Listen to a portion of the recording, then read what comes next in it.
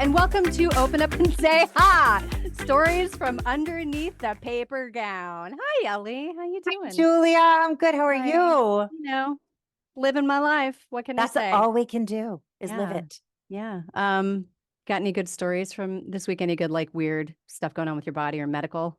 It's not mine, but I Yet. want to talk about somebody else. I can't wait. Share. Tell Okay. me. So I won't name her, but when a good friend of mine was pregnant Mhm. with her second child, there was some weirdness towards the end of the pregnancy. You know, they Mhm. scare the shit out of you. Oh, your amniotic fluid and I mean, I something's don't showing because up. I've never been. I mean, I've You've been had pregnant. I friends had an though. abortion, but I have. Yes, yeah. Yay. Never carried a baby to term. Sorry, can't Let's help you lead there. an episode with, well, I've had an abortion. I mean, you I mean, I have. have. Yeah, You have. I have. Okay. So they scare the shit out of you at every Okay. possible turn, especially if you're advanced maternal age. Oh my gosh, your amniotic fluid, there's some weird thing. What is it? Then they Mhm. have to figure out what it is. Basically, i- as far as they could tell, the baby was growing possibly an extra limb or something. Like it was like they were going to be, What? very irregular. Okay. It was a major concern up until the birth. Very For close to sure. the birth, it was like it might just be a sixth finger, which is not ideal, but not the worst thing in the world. You know, it's not like the kid's gonna die, God forbid. Anyway, when the baby was born, there was no sixth finger, but there was a teeny tiny little hint coming out of the side of the hand where a sixth finger might have developed. It was like a little bit of tissue, let's call it, right? Uh-huh. Nothing. So Uh-huh. they, in the first few days of the child's life, the standard practice, and this was about 10 years ago, Okay. was to like tie it off. They like tied a tight thing around it Cut off the to cut blood. off the Let it blood. just like, It's going to yeah. fall off, right? Hmm. So, and that is what happened, and that is what was done. We've never heard from it since until now, when all of a sudden this poor child is like, my hand hurts, my hand hurts, my hand hurts. And the kid's almost 10, Oh 9. my The kid's God. 9. The kid's Oh 9. my God. Um, and all this pain where the sixth finger would have been growing Right. out. So Right. basically, after some doctor's appointments, we have learned there's something called a nerve stub, and Mm. they have to go in and do Kill them possible nerves. Kill surgery them to nerves. kill the nerves that would have grown into what was a sixth finger. But so Wow. now, medical practices are constantly changing. So Yeah. now I guess if this were happening, they wouldn't have done the tie off method. They would have done some sort of procedure, either, I guess, right after the baby was born or something. I don't Yeah. fully know. All Yeah. I know is I continue to learn about strange terms that I've never heard. Like, you think you heard it all. And nerve stub is something I've never heard. And like, for all the shit a parent has to deal with, now they're like this phantom finger that I tied off and like fell onto my floor one day. Because also when you have a new baby, you're like nursing, you're dealing, you're like Sounds like a lot. you're in a crazy, it's like a blur. So Yeah. I do recall this friend telling me like, oh, like looking at the baby's hand one day and being like, oh, the thing's not there anymore. And like having to like find on the floor this little tiny, it probably looked like a fingernail. I mean, you're making a face, but No, like, but I'm sure it was a little, yeah, I understand. I can imagine. I can yeah, it imagine. was Yeah. Yeah. nothing Yeah. like a finger. It was like the tiniest little fleck of skin that was I get sticking off. it. Right. Like So, a but skin now, tag. like that, but now it's formed a nerve stube, and they got to deal with it. So Wow. that's my oddity for the week. Do you have anything? That is so good. Uh, Not as exciting as that. This is just my own personal garbage, but like, so, if any listeners have listened to Circling the Drain, our previous podcast, you would know that I have ADHD. I am on Vyvanse for that. The way that I learned I had ADHD was that I took Wellbutrin for low libido. And the great side effect of that was that it began to control my ADHD. So then I got diagnosed and now I'm on ADHD medication. So I'm on a cocktail. I am on the Wellbutrin. I stayed on it because I felt better. And I was like, I'll just stay on this. I feel good. And then I added, the Vyvanse, and that keeps me pretty focused. So lately I've been having this issue where I'm getting PMDD, like really bad pre-PMS. Okay. So PMDD is premenstrual. I don't know, like it's like something dysphoric disorder or disorder, something. dysfunction. I don't remember. Me We don't neither. need to know. It doesn't matter. No.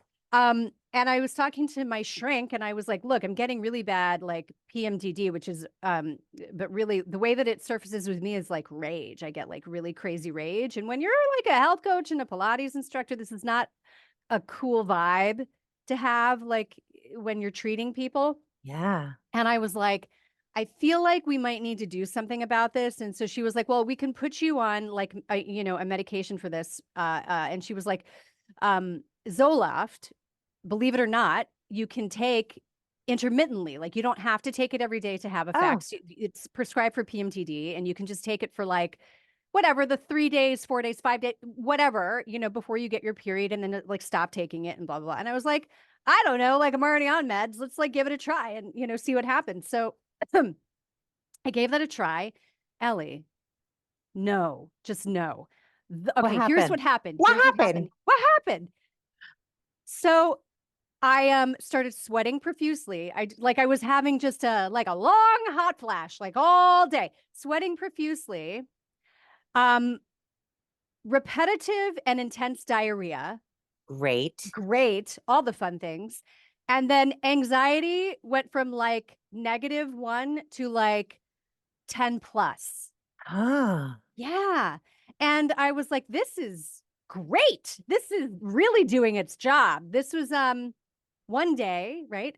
And I was like, well, we know that this is now a no. no. And I'm reading through the side effects. So here we go. Like, listen, she did tell me, she was like, this is what could happen. This, but this is like very unlikely, whatever. I should have known. Like, me, You get the things. if If there's a thing to anxiety is a get, you side get the effect, I thing. will get the thing. Same. And so, yeah, I'm reading on, of course, I go to Reddit because where else would you go? I go to Reddit and everyone's like, yeah, like it can be like that in the beginning, but then like your body gets used to it. And I'm like, but I'm taking it intermittently. There's no getting used to it. If I have to do this every single month, What's the point? fuck no, what's the fucking point? I was like, no, look, No. and this is to say that I know that this drug changes people's lives and they have, there's a reason why it's out there and people do really well on it. I am not one of those people. So I will just, manage my rage in a different way and I will just deal with it. And I look forward to a day when I don't get my period anymore and I don't have to deal with it. But this is when I wish we could real just bring bad. back the red tent, just put you in the red tent for those 3 days. The red tent. Yeah. Right? Yeah. The red tent. Put me in the red tent. Terrible thing to say during these life and times. That's all I'm saying. I know. Probably not the right thing to say. Maybe like a pink tent. Like it would be a different tent. A tent, what do they call it? A shut? We'll say a she shack. A she shack. I was going to say need a she shack. A shut, but that's not as like good. I'm going to be in my she shack. I'll be meditating. I'll be Netflixing. I'll be watching. No, but you know what? This is why women are so strong. Can I just say? Because like we have to manage all of this shit and like still go about our lives. And that's also to say, I took that drug. I did it on a Saturday because I was like, I want to do it when I don't have to do anything or be anywhere in case I have a bad reaction. So I did the right thing in that respect. But it still took like 24 hours to get completely out of my system. And I teach Pilates on Sunday mornings from 9 a.m. to 1. That first class was a roller coaster. And it took all of my control and composure as a functioning human being to like keep my shit together. Because my anxiety was just like cuckoo crazy at that moment. And then it like wore off and I was a perfectly like fine human being. But like, you had to use all your acting skills. I'd use all my acting skills. We thought that going to school for acting was a waste, but it actually came into play. Well, how excellent. I know. Every once in a while, it's helpful. Well, speaking of strong women, can I tell you who we have on today's pod? I mean, you should. I'm going to. Great. Ophira Eisenberg is a Canadian-born stand-up comedian, writer, and host. She hosted NPR's comedy trivia show, Ask Me Another, where she interviewed and played silly games with hundreds of celebrities for 9 years. Love that one. It's a good one. As a comic and a parent to an elementary school kid, Ophira is the host of the comedy podcast, Parenting is a Joke. It's so good. So good.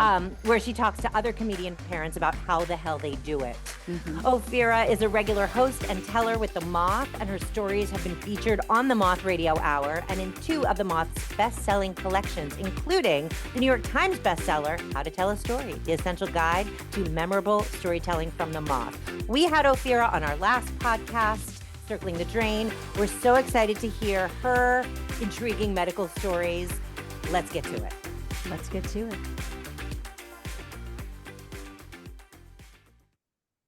Hi, Ophira. Hi. Hello. Good morning. I have my morning. coffee. I'm still drinking my coffee. Oh, I've already done 2 mugs. I mean, this is mug number 2, but it's like cold and sad and, Yep, I like it when it's cold, that you can drink it faster. it's true. It's true. It's like, I don't need water. I've got cold coffee. Yeah, exactly, Um, hydrating. I always yes, drink mine cold. I don't even drink hot coffee. we Do you drink all, it cold or iced? No, Does that make iced, a difference? always iced. In fact, I'm running out and I'm Uh, sad I didn't make another one. yeah. but you see, iced is on purpose. Mine just like got tepid and then Oh it got yeah. cold. And Yeah. I'm still like, I'm not going to do anything to make this any different No. than it Me Too is. much neither. work. Too much work. Right. It's been here since like 6 in the morning. Who knows Perfect. what's in it at this point? Um, anyway, Ophira, before we get into your story or stories, I know that you have had a lot of medical experiences in your life. You've even had a Yes. one-person show about it. Um, when it comes to real live medical situations, what kind of a patient are you? I have been both. I think the more, I mean, and by that I mean both is either good or bad, I guess. Or but now because as it has piled up, I am suspicious. That's the patient Mm. I am. I'm suspicious. I have to get in my mind to not be, I guess, you have to be really nice to people to get them to Yeah. do things for you. Yeah. So I was really defensive for a while, and that just does not work. It's like customer service. It is Yeah. exactly Sure. like customer service. The more you present like I'm going to be difficult, even medical professionals aren't like, well, I'm just going to soften up and make this easy for you. You get Yeah. what you give. It's But I'm pretty treading skeptical. that line of assertion, right? Treading the line of like being assertive with like out being an ass without being an asshole. Yeah. And at a certain point, too, in your medical history, if you've been through a lot and you go through an intake with any new person, it is exhausting because you come from a place where you just happen to know more about them. I mean, maybe everyone walks in going, I know more about what's going on with me than you do. But I think there's this feeling like you're the experts, I know stuff, but then that will change. Mhm. And I get really frustrated with that. Mm-hmm. Yes. Understandable. I've been unkind. Yeah. Or a little snippy. Well, I think I've been snippy.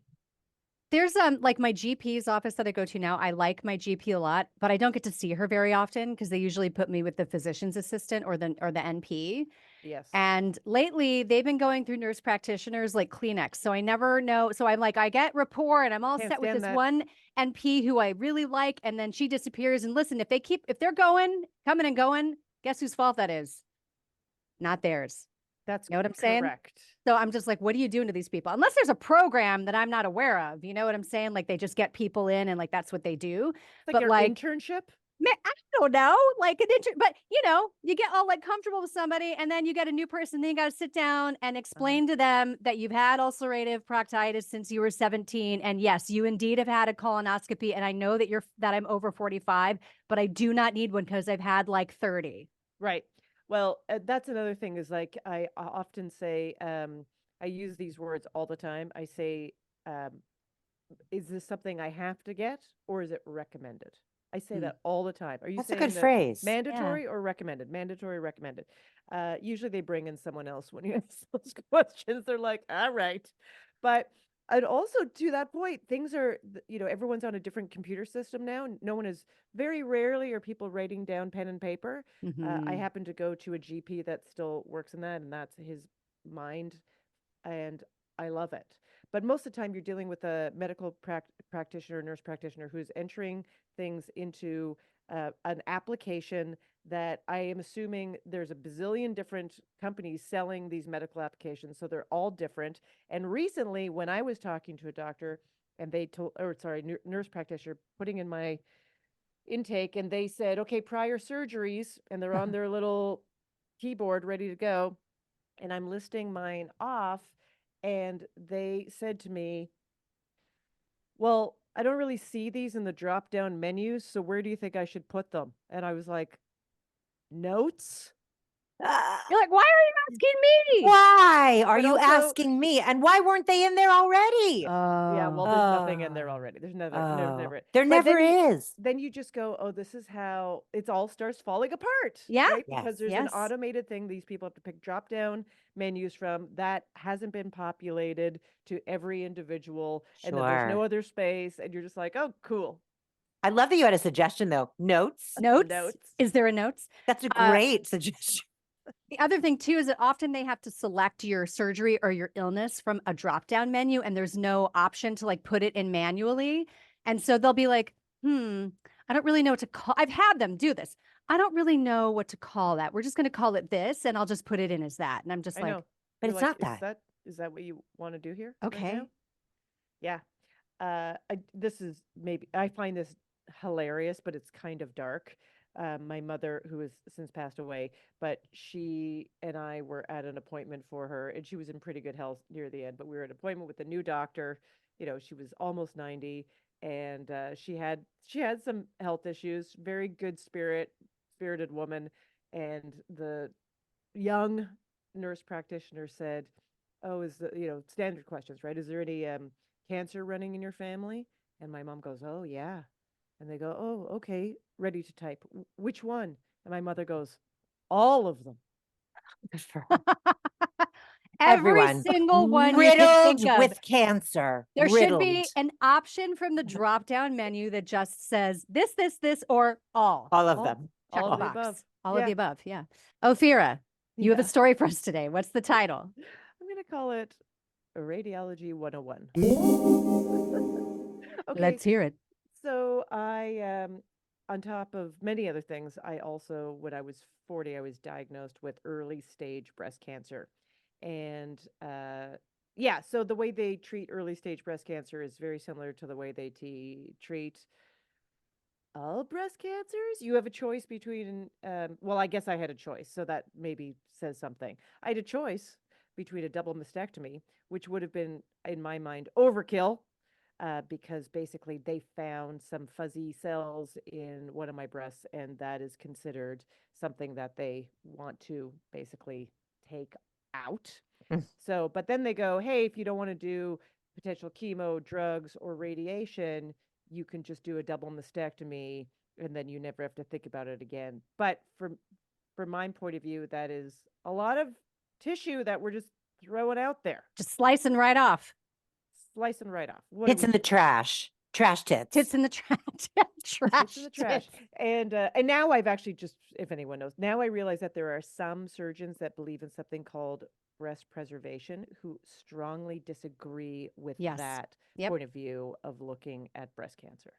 Okay. Strongly disagree. But if you go to a very conservative place like I did, Sloan Kettering, they will. But I found a surgeon that was like, no, let's do a lumpectomy, and then after that we'll talk about radiation, absolutely, and then after that we'll talk about medication. So, what can I say? It was a terrible experience. The whole Sounds thing was great. terrible. Surgery was brutal.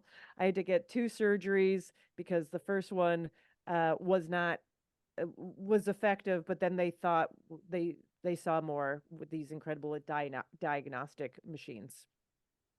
When you get, just as a little extra tidbit, when you get a lumpectomy, which is the kind I had where you don't feel a lump, it's at a tissue level that is more seen on a mammogram. How do you think they mark it? Any ideas? Because they Oh, can't can't do it with wait. a pan. No, can't wait. Because when you get, like, I don't know if you've ever had a broken bone or any kind of surgery where they put an X on, it's very demoralizing, but they put a Yeah. X. They're like, this one is the one. When I Yeah. tore my ACL, they were like, they circled my knee or like put an X, and they asked me 10 times before I went under, which leg are we doing surgery on? I'd be like, left. Yeah, because Left. there's a huge statistic of wrong limb, wrong side surgeries. So now they Okay. Sharpie you. Can you imagine? But they can't do that in this case. So what they do is that they insert they look at your mammogram and insert wires into the depth of your soul to mark the position of these. And for some reason that I never got to the bottom to, you can't be out. You have to be completely conscious. Is there local anesthetics? No. Nothing. I do not understand that. Let me explain something to you. And this is in the media. There's a lot of talk about this on Instagram. And as everyone knows, or probably knows, we used to have a podcast called Circling the Drain about, medical issues, women, all that. And it is really interesting to me that this is a thing that women are often, our pain is not taken seriously. We're expected to tolerate pain. Like with IUDs, they don't give you any kind of anesthetic when you get an IUD. I've heard the same kind of thing with this. It's like, why would they not give you something? At least give me a Valium. So they offered me a Xanax, which, I know is like a fun party drug for some. But I've never taken one before. It's really to reduce anxiety. Yeah, It's it just not takes any the kind edge of off your anxiety. sedative. And I took it unwillingly, but I was pretty worked up about the whole thing, and I took it Yeah. unwillingly. And all it did not. It was the most pain I've ever felt. I passed out, and they had to like literally slap me awake because I couldn't be limp for this. Ophira. I am going to delve so deep into this after this episode and find out why the fuck you have to be awake, because that makes It's, no sense. to me. because it's also you almost have to stay still so they can get it right. This is sadistic. They shoved a wire in your tit and then slapped you wires. away. 2 wires, and then we're like, stay I've awake. never heard of this, and I am aghast. Continue. Yeah, so all the Xanax did for me was remove, and maybe this is common, it removed the filter in my brain between all the things I want to say and what I would stop from coming out of my mouth. Nice. And I had no anxiety about literally just yelling and screaming at these people the entire time. Do you remember some of the things you said? Yeah, please. No idea. Because I was Okay. also in so much pain, I was passing. Like my Yeah, body just yeah. went no more. Oh, my off. love. Okay. Yeah. And then they wheel you into surgery. So that once this was done, let's just say, then I had to go through a month of radiation, daily radiation, which that's pretty low key. But in terms of invasiveness, you don't feel anything with radiation. It's just the whole procedure of going there every day. You're in rooms of people who are all in different stages, so they're just the heaviness of these Yeah. waiting areas. Yeah, you don't know if you're at a place of healing or a morgue. It's just Sure. Yeah. wild. And then when you're done, that you have to see someone like about a month later just to kind of do. So let's just say I was, when we're talking what kind of patient are you at the beginning, let's just say by the end of that, I was a terrible patient. For good I reason. hated these people. I hated them. I thought they tortured me. I thought they were sadistic, brutal money makers. And I felt like a number in a factory that was being rolled through. No good. I hated all of it. Yeah. I hated Sloan Kettering, and many more of these hospitals are very intent on this sort of soothing generic decor. They have photo frames that have like nature photos based on seasons, and I'd seen them all, and I fucking You hated the leaves. seasons. I hated all of them. I Sorry. hated them. So okay, so much like you said at the beginning, I had a very good radiologist. Supposedly he was a top guy, but when I went in that day, I did not get to see that top guy because that top guy had to deal with people that were I'm assuming worse off than me, or perhaps he was in Key West. I don't know. You'll never know. But you'll never know. But so I had one of his students, right? One of these these people are there moving up the ranks. So I walk in, and of course, I bared my upper torso, my breast, to a lot of people at that point. But it feels crappy every time. Every time it feels exposed. Every time you just want to be in that thing where, can I like reclaim this part of my body for me and stop with just it being poked like a piece of old Play-Doh. So it's a young guy. He's very smiley. He's goofy, which was unlike, I would say, how I would describe many of the other people that worked there. They just, of all the descriptions, I would say, maybe they were smiley, or maybe they were trying to be warm, or maybe they were stern or just professional. This guy was goofy, like should work with children. And he, had to, he was mostly, because he's in radiology, so they're not looking at anything anymore, except for they're looking at the skin. They're looking how the skin responded, because it's very intense on the skin. So they're looking at the skin, and he's looking at it, and he just keeps going, "This is great. It's great. Oh, so good. You did such a good job. You did such a good job." And, I did buy this cream online that was for preserving your skin, especially for radiation. And so I was like, well, I'm always like that. I'm like, well, I took it into my own hands, and I researched this thing, and I bought this cream. And he's like, well, did a great job. Your skin looks great. Your skin looks great. And he's looking at my file, and he's reading my file, and he's looking at my skin, and he's like, yeah, it's all good. It's all good. And then he just goes, well, now you're going to live forever. And I was like,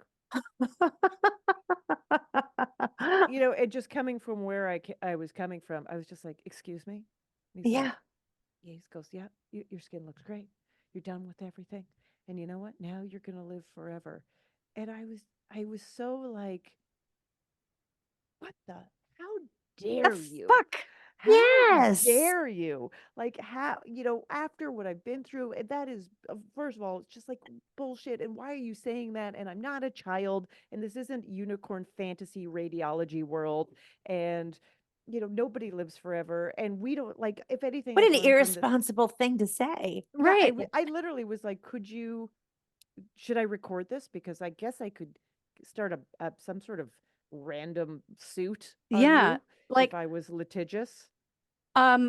because the breast cancer might not get you, but you could like get hit by a bus tomorrow. There's always getting hit by a bus. It's But your New York. tissue, your It's New tissue would York. have But looked your really tissue- beautiful when they They're examined your dead gorgeous. body. But also it's just sort of like, yeah, no one gives you any assurances, but all of a sudden, and I don't know why this guy was saying, I mean, like, I do think within this Sloan Kettering world, like, that is also just, they're very concerned and professional, and they take a pretty intense approach to everything. That's sort of their general philosophy. Yeah. So that guy, like, did not Out of belong place. in Out of that place. world. And I was mad at him, but I was also so dying to hear something like that. I was so thirsty for Yes. anyone to say anything hopeful Yeah. other than just like a pile of statistics, like, well, now you have a 16% chance of reoccurrence. Well, like, just the idea of someone looking at you in the medical field at all in America, I will say, I can't really compare it right now, and going, it's great. Yeah. This is great. You've done great. And from my point of view, you're going to live forever. Because in a way, I think was the context. Sure. It was like, if you get another day on this dumb planet, from a medical point of view, that is forever. Right. I wonder if he was so uncomfortable. Do you know what I mean? If that had something to do with it, or if he was working on if he was a younger person kind of coming up the ranks, like you said, I wonder if he was like working on we all have like our phrasing that we want to keep using as a coach. I have phrasing that I try to keep in mind if I might need in a moment. And he was kind of there, but it needs to be polished. It's Maybe. not quite there. Yeah, it seemed a little first day. Little first day. That's what I thought. I was like, you've seen like 12 patients. Yeah. Like, you Yeah. haven't figured this out. You're like, this could be your first morning. They're like, guess what? Everyone called in sick. So, Philip, you're on rounds. And he was just like, okay, all right. Yeah, I'm into it. Send the awkward guy. The GP office that I go to, there are often students or like, physician's assistants or just out of school. And one day I got someone and, like the nurse came in and was like, John's going to come in first. He's kind of still studying. He's going to give you your preliminary examination. Then we'll come in. And I was like, okay, like what choice do I have? I guess I could have said, I don't have time for John. I'm not in the mood for John. Let John look at somebody else. But I was feeling like, okay, great. And I've told Julia this. John came in, took my intake and then was like, here's your gown. I'll step out for a few minutes, as they do. Came back in and I had the gown on, and he walked in and he looked at me and he said, wow, that actually looks good on you. Oh my God. That's so wrong. Like, it's not the same, Ophira. I hadn't been through cancer, but it's like, you don't know whether to be grateful for the compliment or horrified at the gross, like, inappropriateness of that. And I didn't feel like he was like trying to fuck me or anything. He just seemed so green, like he hadn't practiced his Right. words yet. That actually looks good on you. Or What he great. had a bunch of people really just freak out on him. I mean, I I do think guess. like what, I am very into good bedside manner. And I think in New York, there's this idea that if you, especially for women, like we talked about it, women just like assuming we should be able to take like extreme pain with zero comfort. But also, I think there's this idea that people like women in New York are like tough and gritty, and they are like working, and they're career people, and they just like it tell me how it is. And I'm always like, do not tell me how it is. Yeah. Like soft, personable. I even went to see a dermatologist. I have to get my skin checked all the time because guess what? All in my family, you know what runs in my family? All the cancer. All the cancer. All of them. All of And them. so, and I had a dermatologist that I'd never seen before, like ask me zero questions. Like not even what I do, and I was just like, okay, we're out. You're here. You're a business person. I get it, because there's that side of it too. But I like someone that gets in there. I Yeah. like someone that gets in there with you. Not all people are for all people. Is that a saying? Not everyone. I don't Yeah, know. not whatever. The vibe. I get the vibe. Yes. Yeah, and I Yeah. realized dermatologists in New York are mostly there to do Botox and filler, but I didn't know that until, like, I have psoriasis, so I go on a regular basis. And one time I went and there was like videos on the computer screen about Botox and filler. And then they came in and were talking to me about Botox and filler. This is like a change in the past few years. oh And yeah, Mhm. more power to whoever wants Botox and filler. But I was there for like my medical issue, Yeah. not, Yep. yeah. I He's feel like making I feel so like you much should money. ask first before they then switch to that, right? yeah, They no, shouldn't just offer it to you. it's just so much money. But also on your thing about like this guy,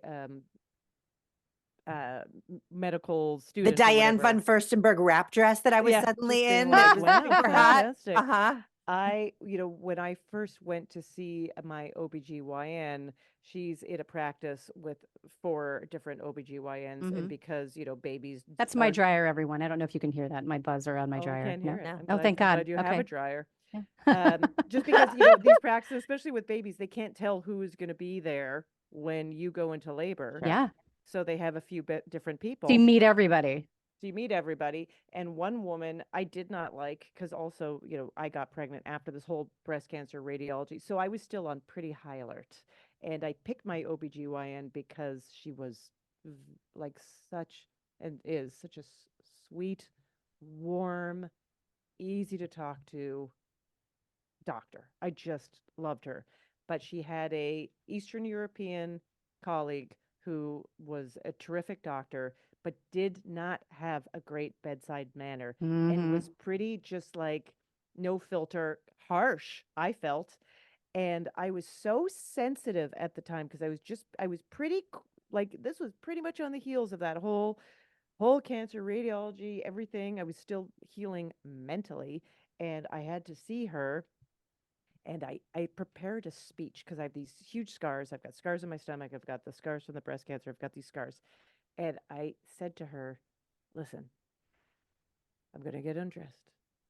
And I'm very early pregnant. You're going to see a lot of scars. I am just, I've been through this. I've been through that. I'm feeling very sensitive about it all right now. So if you could just keep that in mind as you examine me. Okay.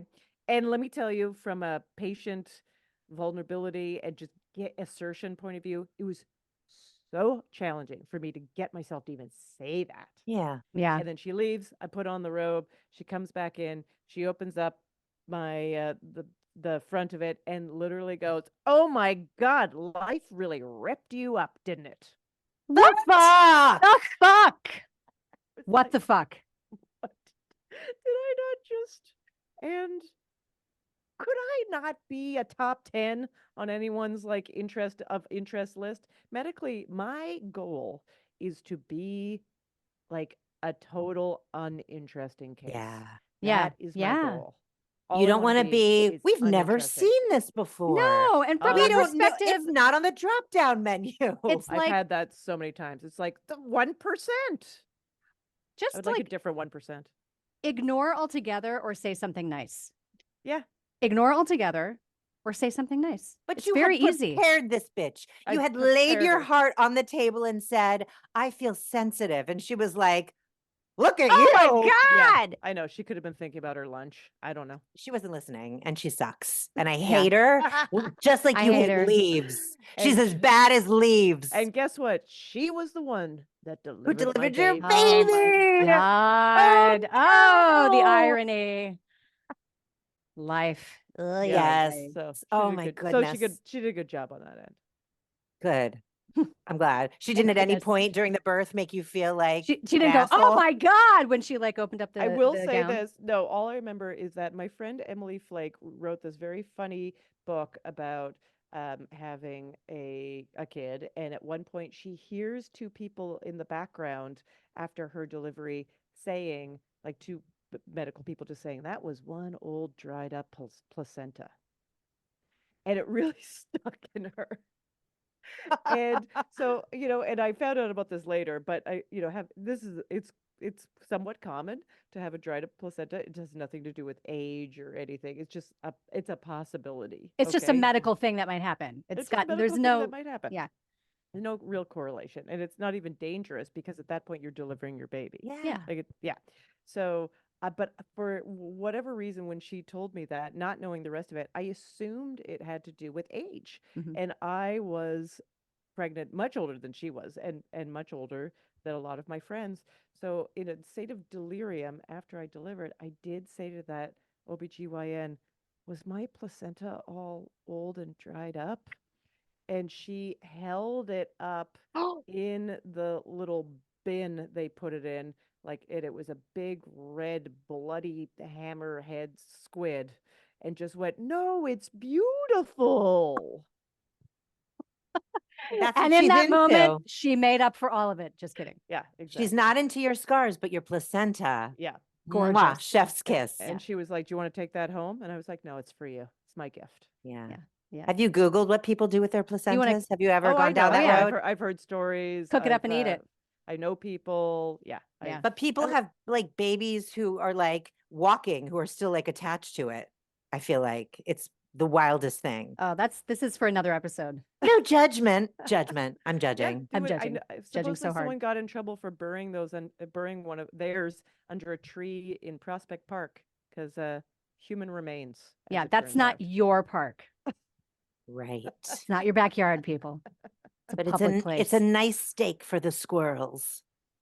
Oh, they That's- were excited. The rats were like, "Are you kidding me?" Right. Yeah. That's the source of the rat problem is Yeah. the placenta in Prospect Park. Well, Somebody and the write old Eric ones- Adams. Let him know. Yeah, the old rats that look really young. Yeah. It's those ones. Right. They've been rejuvenated by the juicy placenta, not the That's dried up right. placenta. Because there's more. If one person did it, somebody was like, where I put mine. Exactly. Exactly. Well, I think Prospect Park is on top of hundreds of placentas. I'm pretty sure you're right. Ophira's family is riddled with cancer. Prospect Park is riddled with placentae. Placenta? Placentae. Placentas. Placentas. Probably, yeah, Yeah, just I don't know. placentas. This took a turn. It always often does. I don't know. When you get medical, it gets super weird. But I was here for the ride. I enjoyed. I loved. Yeah. Ophira, I love everything that comes out of you, including Oh, your that's nice. wet, juicy, Bloody, beautiful placenta. Bloody. gorgeous. Please tell our listeners where they can find your podcast, as well as the best place for your upcoming show dates, all your shit. Right. Just pour your shit on us. Oh, thanks. I'm touring like crazy, so I'm leaving my family behind and coming to you. Right. So, anyways, I am literally going to be touring for the next few months. So my website is ophiraeisenberg.com. You can follow me on the socials at Ophira E. And I have a podcast called Parenting is a Joke that you can listen to, as they say, wherever you get podcasts. And it's good, people. It's good. It's a good time. Oh, thanks. And- yeah, we try not to teach anything. Just fun. No, you learn If you nothing. didn't, if you weren't able to write all that down, it's not a problem because we're going to put it in the show notes. So smart. Yeah. Thank All right, you, thanks, Ophira. Ophira.